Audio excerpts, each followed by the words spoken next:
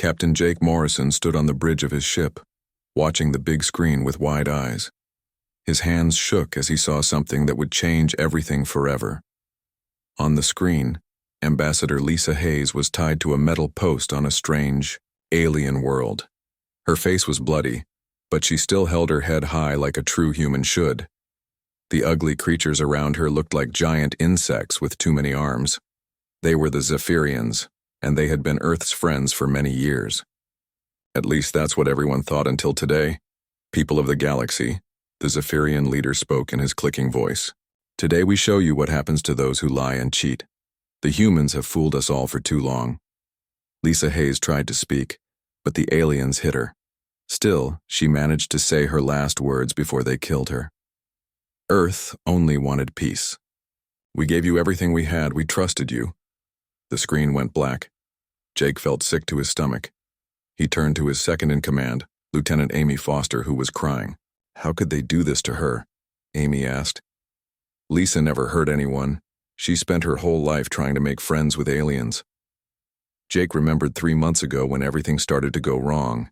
Back then, Earth was having a big meeting, with 12 different alien species on a planet called Nexus Prime. Humans had worked so hard to be friends with everyone. They shared their best technology, their medicine, and even let aliens live on human worlds. Dr. Kevin Ross had been there, at the meeting. He was Earth's smartest scientist, and he loved studying alien plants and animals. Kevin always said that learning about other species made humans better people. He believed that if everyone worked together, the galaxy would be a wonderful place. The aliens seemed to like humans too. The Corvan Empire was Earth's best friend. Their leader, Emperor Voss, always talked about how much he respected human culture. The Nexari people shared their advanced computer technology with Earth. Even the scary Thaxians, who loved to fight, said they would protect human colonies from space pirates. But then strange things started happening. Human traders found that alien markets suddenly didn't want to buy Earth products anymore.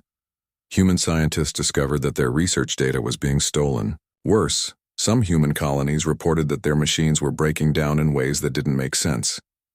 Admiral Chris Parker had been suspicious from the start.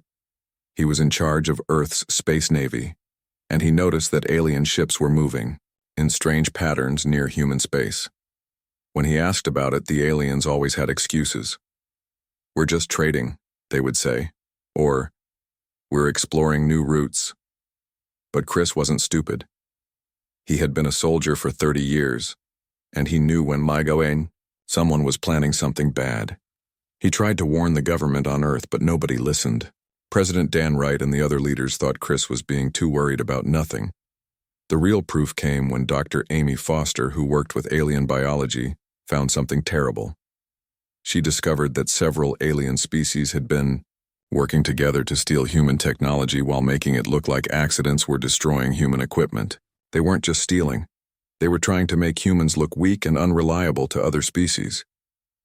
They've been planning this for months, Amy told Jake when she made her discovery. Maybe even years. Every time we shared something with them, they took it and then tried to make us look bad. The worst betrayal came from the Corvan Empire. Emperor Voss, who had eaten dinner at the White House and called the human president his brother, suddenly attacked a human farming world called New Eden. The planet was full of families who grew food to send to hungry worlds across the galaxy. They had no weapons and no soldiers. The attack was brutal. Corvan ships destroyed the farms, burned the cities, and killed thousands of innocent people.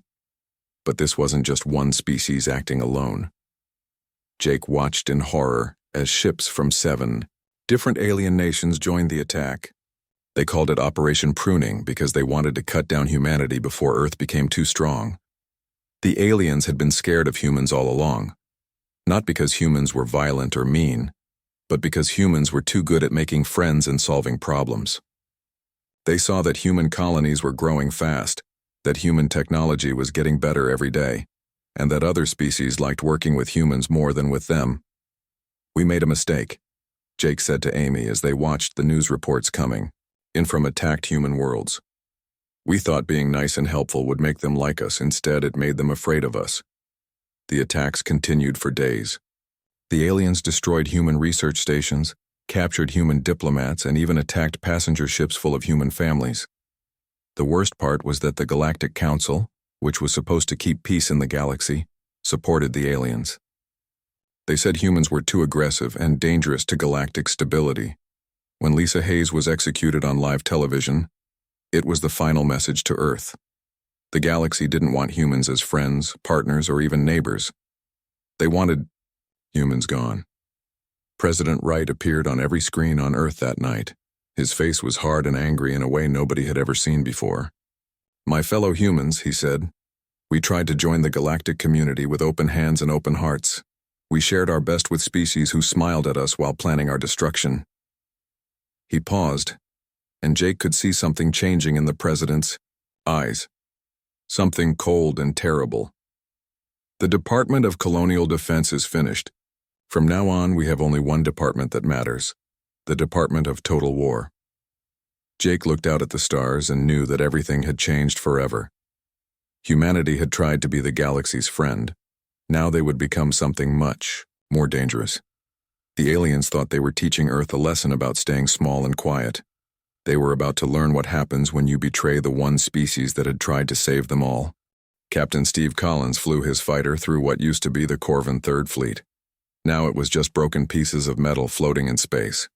Big ships that once looked so powerful were now twisted wreckage spread across millions of miles. Steve had seen many battles, but this was different. This was what happened when humans stopped playing nice. 6 months had passed since Ambassador Lisa Hayes died on that alien world. 6 months since Earth declared war on the galaxy.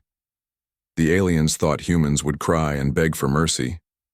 Instead, they found out that humans had been hiding their true strength all along. Colonel Beth Turner walked through the secret base hidden under the ice in Antarctica. The place was huge, with tunnels and rooms that went down for miles. Most people on Earth didn't even know it existed.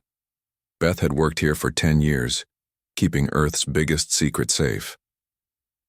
Project Sleeping Giant is now active, she told her team of scientists and soldiers. The project was Earth's real plan, the one they hoped they would never need to use. Every human colony, every research station, every peaceful trade post had been built with a hidden purpose.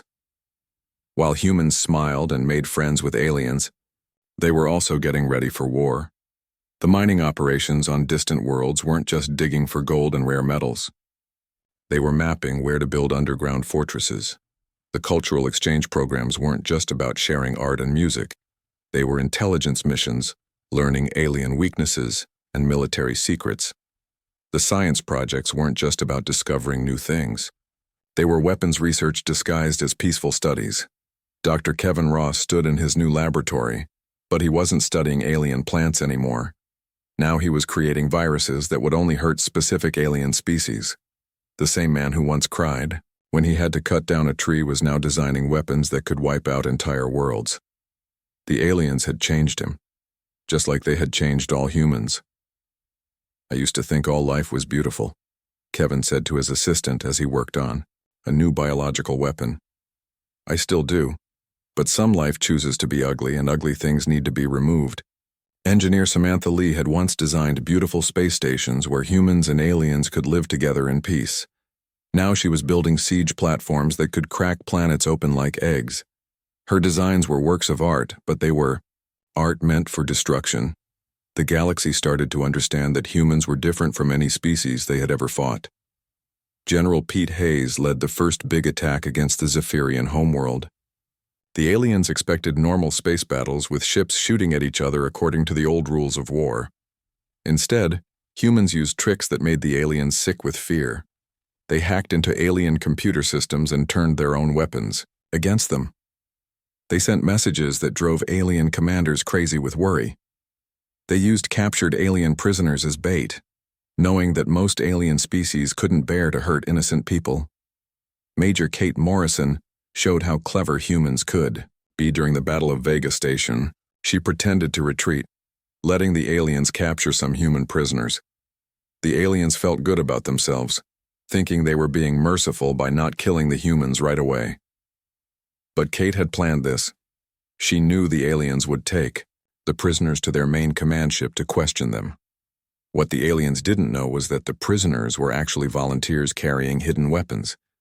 When the aliens brought them to their most important ship, the humans destroyed it from the inside.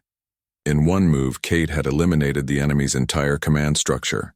The Corvan Emperor sent desperate messages to other alien species, begging them to help fight the humans.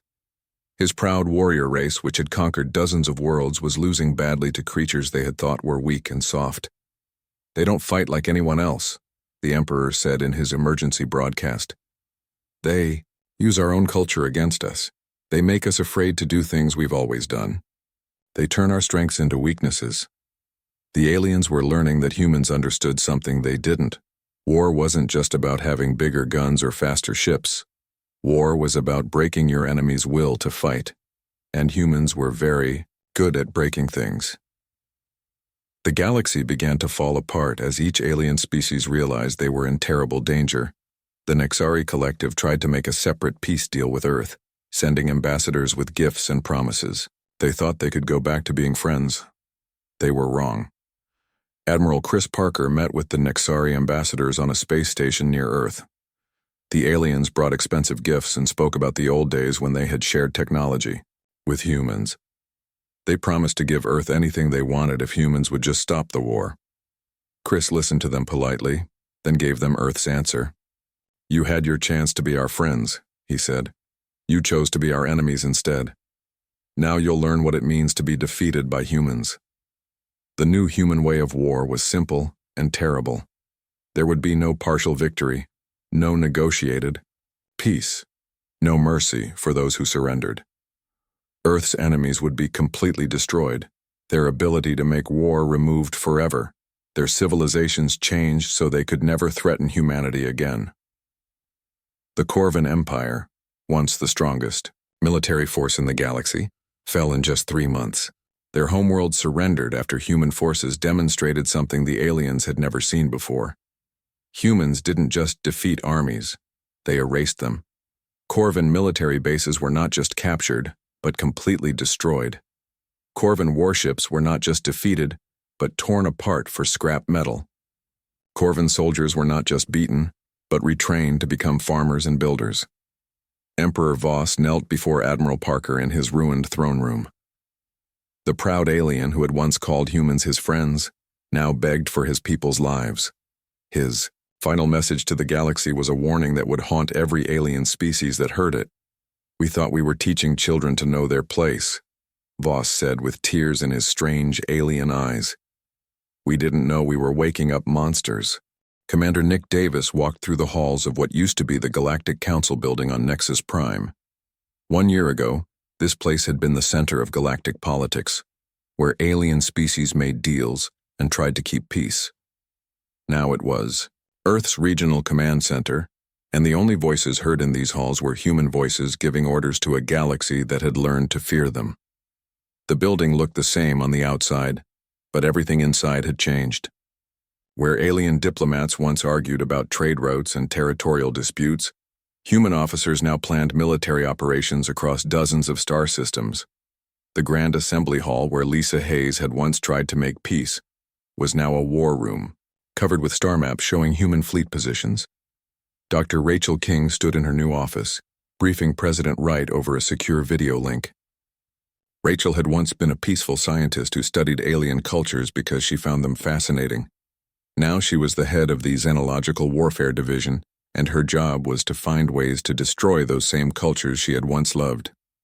"The terror doctrine is working better than we expected," Rachel told the president. Her voice was calm, but her eyes looked tired. "We're not just defeating enemy fleets anymore.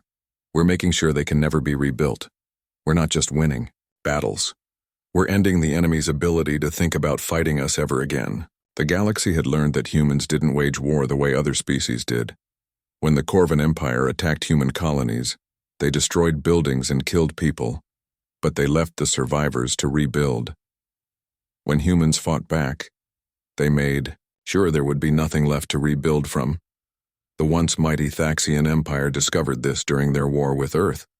The Thaxians were proud warriors who had conquered half their galaxy through strength and courage. They thought they understood war better than the soft humans who had spent so much time talking about peace. Captain Ron Bell taught them how wrong they were. Ron had been a history teacher before the war, but now he led raids that didn't just destroy military targets. His job was to eliminate the enemy's ability to resist, and he was very good at it. The Thaxians learned to fear the sound of human ships dropping out of hyperspace. Ron's attacks were planned with the precision of a science experiment. He didn't just blow up Thaxian military bases. He studied Thaxian culture and destroyed the things that made them want to fight. Commander Sarah Phillips showed the galaxy what human war really looked like during the siege of Altair 7. The planet was home to 12 million Thaxians and contained their greatest libraries, museums, and schools. Sarah's orders were simple. Make sure the Thaxians never forgot what happened when they chose to be Earth's enemy. Sarah broadcast everything she did to the entire galaxy. First, her forces surrounded the planet and cut off all communication. Then they landed and began what she called cultural sterilization. They burned the libraries that contained thousands of years of Thaxian history. They destroyed the art museums that held the most beautiful works the Thaxians had ever created. They demolished the schools where young Thaxians learned about their heritage. But Sarah didn't hurt the people. She made them watch. Every Thaxian on the planet was forced to see their civilization disappear piece by piece. When it was over, the Thaxians were still alive, but everything that made them Thaxian was gone forever. The message was clear to every species in the galaxy. This is what happens when you fight humans. You don't just lose battles or territory. You lose everything that makes you who you are. Ambassador Julie Clark had once been Earth's most gentle diplomat, the kind of person who cried at sad movies and fed stray animals. Now she was humanity's spokesperson to terrified alien governments, and her negotiations were more like death sentences delivered with scientific precision. Julie would arrive at alien capitals with a simple message: surrender completely in 48 hours or face what she called complete cultural sterilization. She didn't shout or threaten. She just explained what would happen in a calm, friendly voice that made it even more terrifying. The galactic economy collapsed as human forces took control of the major trade routes. Captain Alex Murphy commanded the blockade of the core worlds, where 9 different species had formed an alliance against Earth. His fleet didn't just stop supply ships from reaching their destinations. They captured every ship, studied every piece of cargo, and used the information to plan even more devastating attacks. The aliens realized that humans had turned war into a science. Every defeat taught Earth something new about their enemies. Every victory made the next battle easier for human forces and harder for anyone who opposed them. Fleet Admiral Grace Wilson had become the most feared human in the galaxy. Her reputation was so terrible that alien commanders would surrender the moment they heard her name. Stories spread about planets that gave up without a fight, just because someone said Grace Wilson's fleet might be coming. Grace had been a kindergarten teacher before the war. She had spent her days helping children learn to read and playing games with them during recess. Now she was responsible for the surrender of entire star systems, and she was just as good at war as she had been at teaching. The Vorthon Republic tried to organize one last alliance against Earth. They sent messages to every neutral species, begging them to join together before it was too late. But fear had already won. Nobody wanted to be the next species to face human retribution. The final blow came when the Galactic Senate, the last major government opposing Earth, voted to dissolve itself. Senator Prime Korthak, who had once called humans a dangerous young species that needed to be controlled, now stood before the empty Senate chamber and spoke his final words as an elected leader. We sought to contain the humans through diplomacy, Korthak said to the camera that would broadcast his words across the galaxy. We failed to understand that diplomacy was their mercy. Now we know what they are like when they stop being merciful. The building that had once housed the Galactic Senate was converted into a human administrative center the next day. The galaxy that had expelled humanity from its councils now had no government except the one that Earth chose to allow. In 1 year, humans had gone from being the galaxy's rejected diplomats to its undisputed rulers. The species that had once begged to be accepted as equals now controlled everything, and they had done it not through friendship or negotiation, but through fear so complete that resistance had become impossible to imagine. President Wright stood at the podium in what used to be the Galactic Council chambers, looking out at representatives from 47 different alien species. 2 years had passed since the war began, and everything had changed. The room that once echoed with arguments and debates between equal partners now held only alien voices, agreeing with whatever Earth decided. The representatives sat quietly in their seats, waiting for President Wright to speak. There were no more heated discussions about who had the right to colonize which star system. There were no more trade disputes or territorial arguments. The old galactic government where species fought each other for power and resources was gone, forever. "Welcome to the first meeting of the Reformed Galactic Assembly," President Wright said to the gathered aliens. His voice was calm and friendly, but everyone in the room knew that friendship was not why they were there. They were there because Earth had defeated them so completely that they had no choice but to obey. General Lucas Brooks watched the meeting from the back of the room. Lucas was in charge of the Pacification Corps, which was Earth's new way of governing alien worlds. Unlike the old days when conquering armies just took over territory and forced people to pay taxes, humans had a different approach. They didn't just control alien societies, they rebuilt them from the ground up. Dr. Nicole Adams led teams of human psychologists and social scientists who studied each alien species carefully. Nicole had once been a marriage counselor who helped couples solve their problems. Now she used those same skills to solve the problem of alien resistance to human rule. The process was not violent, but it was complete. Nicole's teams would study how each alien species thought, what they valued, and what made them want to fight. Then they would carefully change those things, like a doctor performing surgery on a culture instead of a body. On Corvin Prime, Major, Tony White supervised the education programs that were turning a warrior society into a peaceful farming community. The Corvins didn't fight back because fighting back was no longer something they could think about doing. Their new schools taught Corvin children that violence was wrong and that the best way to live was to grow food and make beautiful things. The adult Corvins remembered when their people were proud warriors, but those memories felt like stories from a dream. The human teachers were so kind and patient, and the new way of life was so peaceful and safe. Why would anyone want to go back to the old days of fighting and dying in wars? Admiral Helen Carter commanded the Galactic Defense Fleet, which was made up of human ships and alien vessels all working together under human command. The fleet's job was no longer to conquer new territory, but to protect the new galactic order from the few groups of rebels who still hid in distant star systems. Helen had been a school bus driver before the war, making sure children got to school safely every day. Now she made sure entire civilizations stayed safe under human protection. She was just as careful with alien lives as she had been with human children, but she was also just as firm about following the rules. The new galactic economy was completely different from the old one. Dr. Greg Powell, who had once been an accountant for a small business, now managed the economic system for the entire galaxy.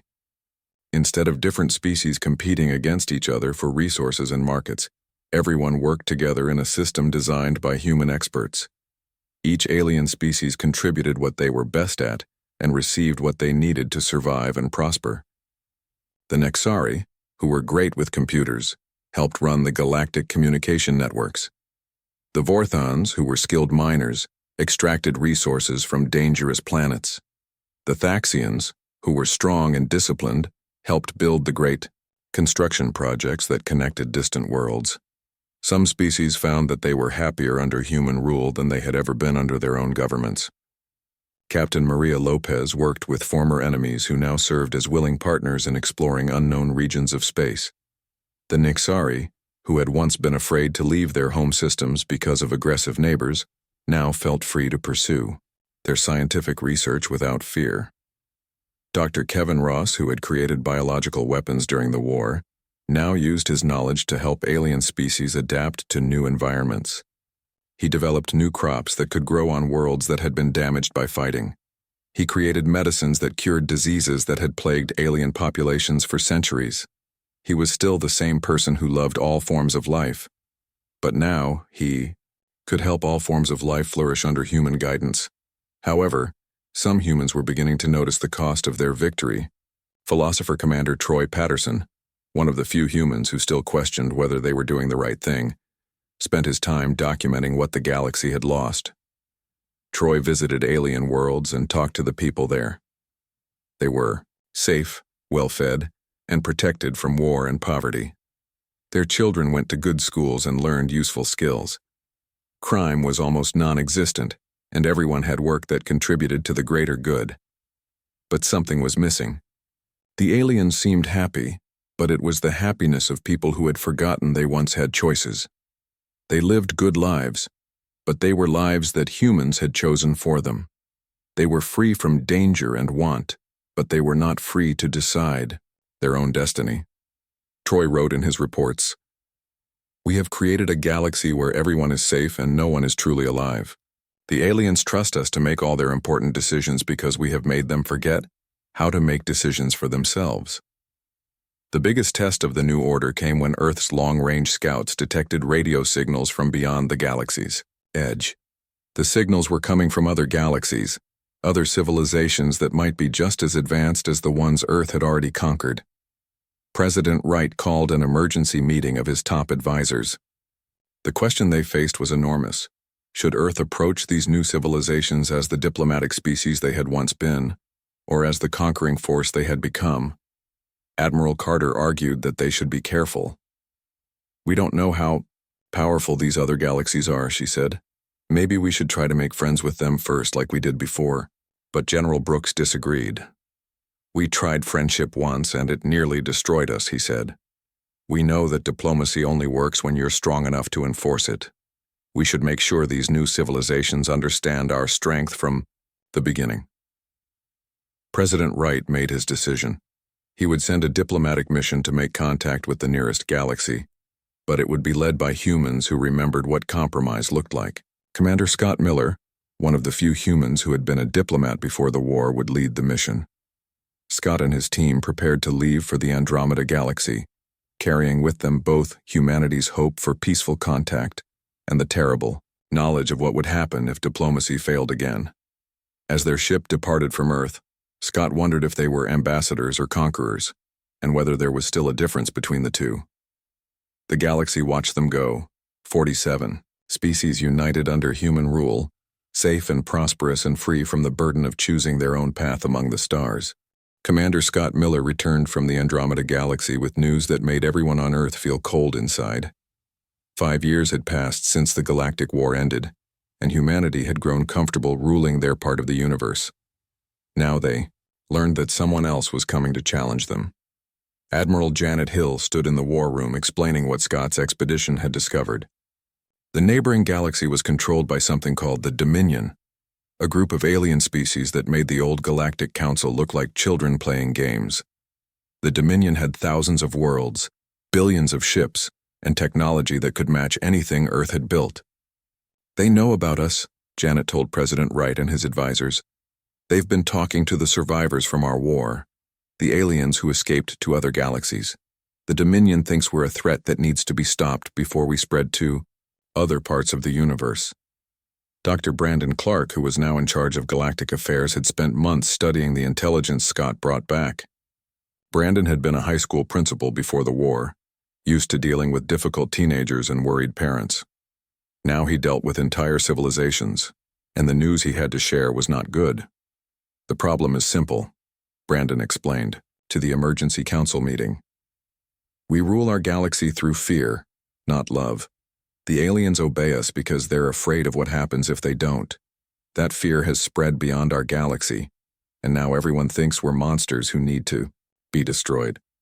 President Wright felt tired as he listened to the reports. When the war started, he thought Earth was fighting for survival. Now he wondered if they had simply become the thing they once feared. The galaxy was peaceful under human rule, but it was the peace of a prison where everyone was too scared to cause trouble. The Dominion was different from Earth's previous enemies. They had studied human tactics during the Galactic War and prepared defenses against them. They knew about human psychological warfare, cultural manipulation, and the terror doctrine that had broken so many alien civilizations. More importantly, they had allies, the scattered remnants of Earth's enemies who wanted revenge. General Patricia King argued for attacking first, before the Dominion could organize their forces. Patricia had been a high school volleyball coach before the war, and she still approached problems like a coach planning to win a championship. "We can't let them get stronger," she said. "We should hit them now with everything we have." But Ambassador Eric Turner disagreed. Eric was one of the few humans who had been a diplomat before the war and still remembered what negotiation felt like. He had spent the war years in prison because he refused to help design weapons, and President Wright had only recently released him. "Maybe our real strength isn't our ability to make war," Eric suggested. "Maybe it's our ability to make people want to follow us. Look at our galaxy now. It's peaceful, prosperous, and safe. Maybe we can prove to the Dominion that human leadership makes everyone's life better." The debate divided Earth's government. Half wanted to use the military power that had won the last war. The other half wondered if it was time to try diplomacy again, but from a position of strength instead of weakness. The decision was made for them when Dominion forces attacked the outer edges of human space. Admiral Tommy Foster led the defense, but the battles revealed a troubling truth. Many of the alien species that Earth had liberated were secretly helping the Dominion. They preferred conquest by strangers to protection by the humans who had destroyed their independence. The war was different from anything Earth had faced before. The Dominion didn't just have bigger guns and more ships. They had something Earth had lost: the moral support of people who believed they were fighting for freedom against tyranny. Captain Lisa Garcia made a discovery that changed everything. While searching through old files on Nexus Prime, she found secret communications that had been hidden for years. The files proved that the original Galactic Council's betrayal of humanity had been planned by Dominion agents from the beginning. The Dominion had been afraid that human diplomacy would unite the galaxy into something too powerful for them to conquer. So they had manipulated Earth's alien friends into betraying them, knowing that humans would respond with violence. The entire war, all the death and destruction, had been part of a plan to turn humans into the monsters the Dominion needed them to be. "They made us into this," Lisa reported to President Wright. "They turned us into conquerors because they knew that conquerors could be defeated. A galaxy united by friendship would have been impossible to break. A galaxy ruled by fear could always be liberated." The revelation forced humanity to face the choice they had been avoiding. They could continue down the path of military dominance, ruling through strength until someone stronger came along, or they could try to become again what they had once been, the species that wanted to make friends instead of enemies. Colonel Jimmy Barnes led a combined force of humans and aliens against the main Dominion fleet. For the first time since the EI Galactic War began, humans and aliens fought together as equals instead of masters and servants. The battle was hard and costly, but they won. After the victory, Jimmy had to decide what to do with the captured Dominion commanders. The old human way would have been to destroy them completely, to break their culture and rebuild it in Earth's image.